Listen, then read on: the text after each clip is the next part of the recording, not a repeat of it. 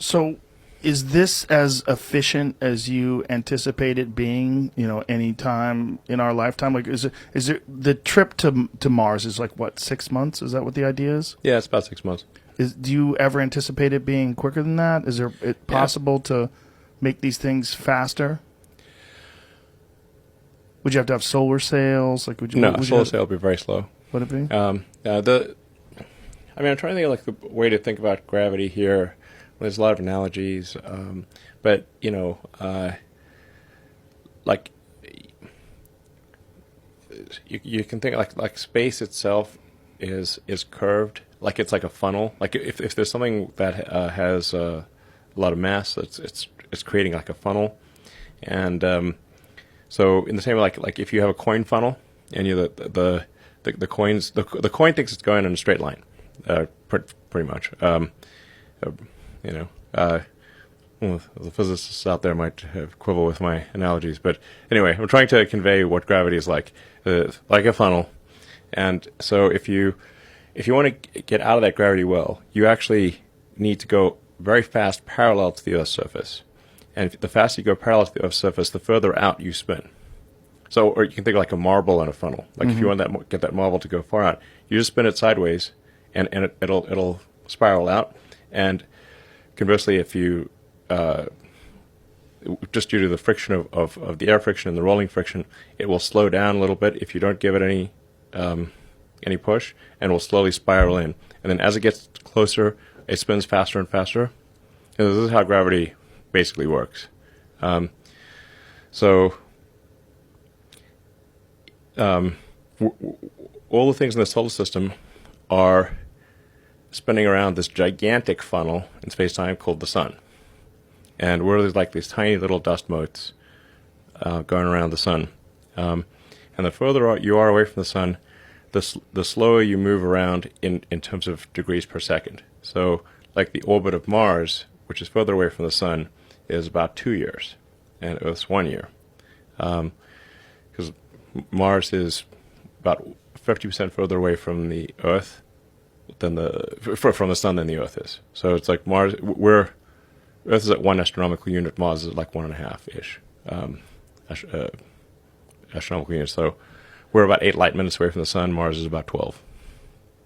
And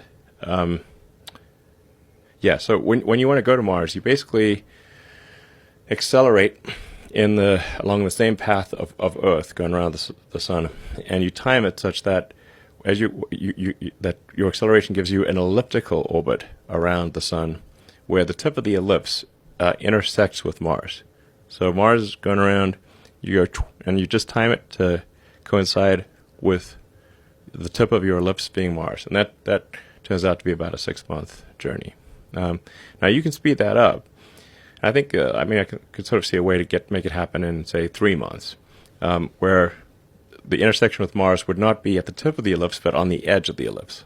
Now, that would mean the tip of the ellipse is out near Jupiter. So if you miss Mars, you're going to end up at Jupiter, Jupiter's orbit. So that's not good. Yeah. And you're going to be coming in hot. Yeah. So, but I think probably can get down to 3 months. Not that big of a problem. Getting down to a month is sort of hard. And then Earth and Mars are only in the same sort of.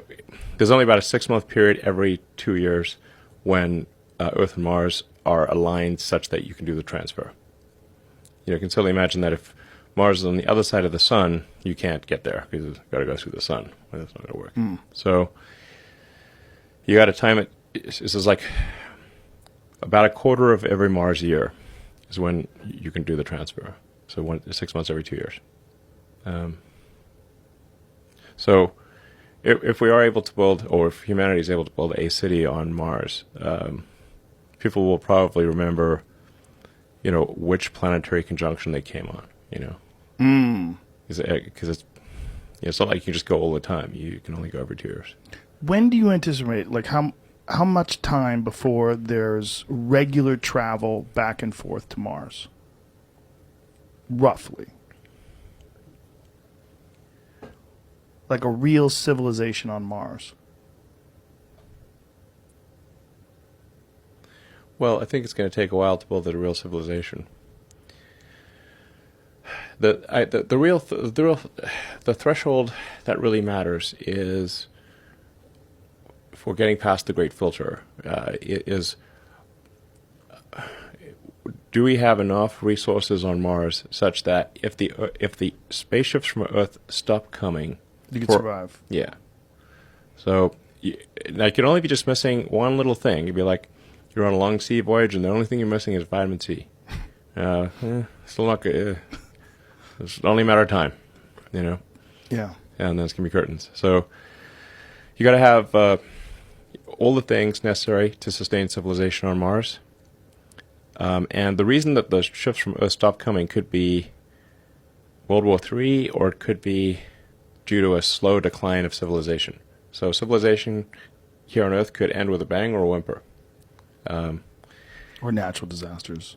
Yeah. Asteroid impact, Yeah, that'd super be volcano. up in the bang category. Yeah. But it also could be like a whole series of things. Like what killed the dinosaurs? Well, Right. It wasn't just one thing, you know. Right. It was like a whole bunch of things happened in a row, and you know, while they could have taken any one of those things, they had like 3 things happen, and no dinosaurs. Which is kind of amazing that crocodiles are still here. Yeah. Those fuckers.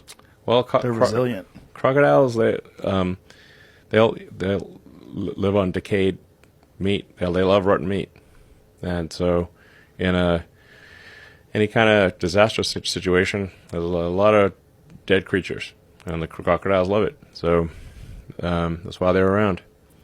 Crocodiles and bugs and mushrooms, And shrews. shrews. Yeah, Which is why we're here. yeah, exactly. Our great grandparents were shrews. What a strange thing So like, yeah, to come from. So there's hope. There's hope for all you rodents out there. yeah, One day you can go to Mars. Just keep doing your homework. absolutely. So there'll be you say the great filter. What did you mean by that? Well, so there's something called like the Fermi paradox of like, where are the aliens? Yeah. So, yeah, where are the aliens?